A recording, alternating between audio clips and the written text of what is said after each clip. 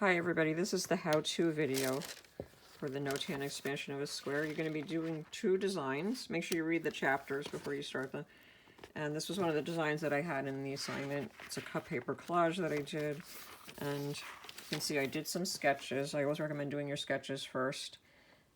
Here was one I was doing for a landscape, and to map out what you want your design to look like, and then you can sketch them in pencil or marker, shading them in. So you can see what's going to be reversed, what's not reversed. Things are reversing out directly from where they are. There's a few more.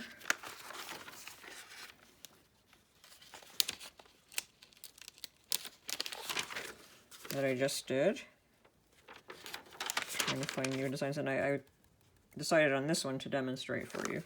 It's a nice, easy design. It has a nice flowing movement and has a lot of interest. And you're always thinking about, in these Notan expansion of a square, you're expanding the square, or it could be a rectangle, out, with all these cut out parts, but you're thinking about the space inside the square and outside the square. So you have to think about your negative space, having enough room, for placing everything that you're going to expand out of the square, possibly putting things back in, so the cutout areas and all of that stuff. So then what I did, if you want to, if you're not confident enough to just redraw the design from your sketch onto your construction paper, you could trace it. For instance, if this were my drawing, you're probably going to be scaling it up, but if you did it to scale, you could trace it. See, I traced everything that's inside the square. Right side on it. Flip it over to the back, draw over everything in pencil. Flip it back on your paper, draw over it, and then you can kind of see your design. And then you would, to do the flip out, you just go like that and transfer that outside. It's very easy. So now I'm going to demonstrate how to do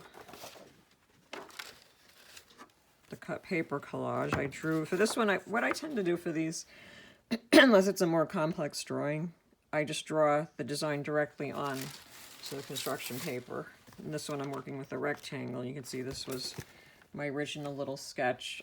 The design actually changed slightly. I made this part a little shallower. I'm not trying to draw it exactly as it was. So then what I'm going to do is I'm going to start cutting out my forms.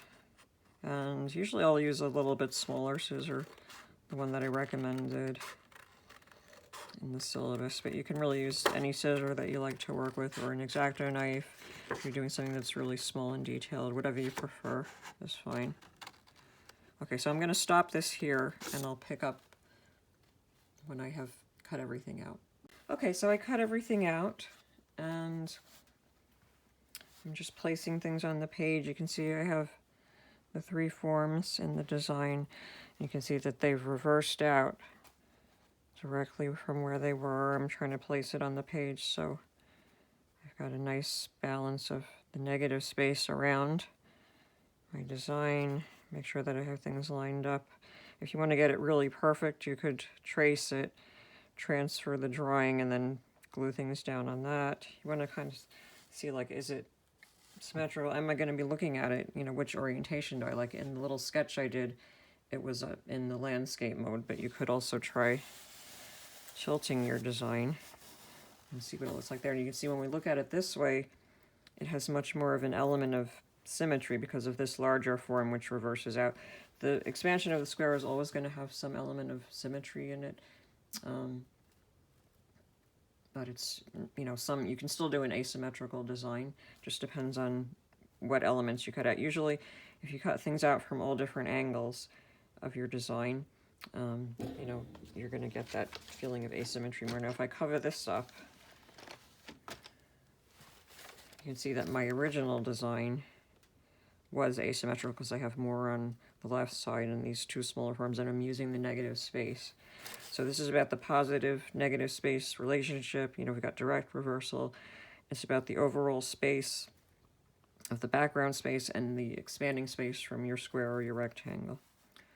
Okay, so that's the idea. So I want to show you one more thing, which is how to do the trace transfer.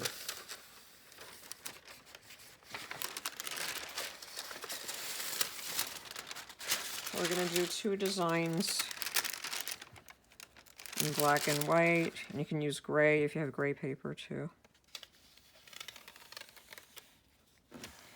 And eventually we're going to translate them in the next project into color. So to do your trace transfer, say if you're doing a drawing or you have to transfer it, you want to transfer it to glue things down, what you do is, this is the original design that I did, and I did that in ink to see what it would look like.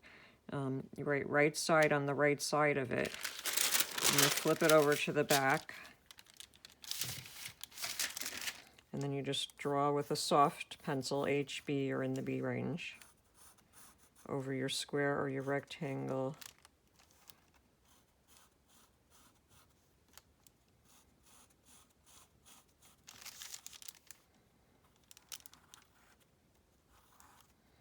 Over every part of your design. Now this is going to transfer a little bit the wrong way because I already drew on the side, the back of this. And then what you do is you flip it back to the right side. Make sure you write right side because it could be a little confusing. Sometimes depending on the design you might get confused. And you don't want to reverse it because that can change it. And then you just go over everything again.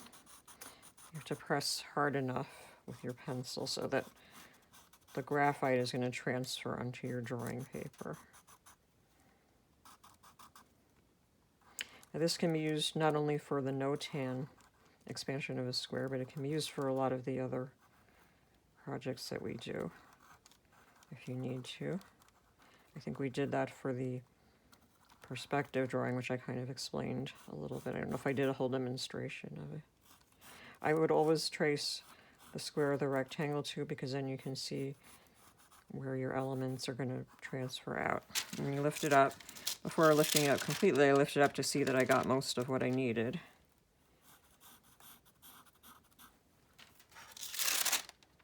I see that I got it, and then I can start doing the reversal. And all I have to do for that is match up the lines and the design. And you're flipping it over because it's reversing sort of backwards directly out from where it was. And then you would just draw over it again. Probably it's a good idea to lift it up before you do a whole shape like this, just to make sure you got it in the right place. I think I might have got it a little bit off. It's not too terrible, but I would move it up. And then you get the whole thing, and then you can you know, fill in the different tones that you're going to use. Most of these are going to be two-tone. I guess you could try experimenting if you have 3, but I would probably just keep it with 2 tones.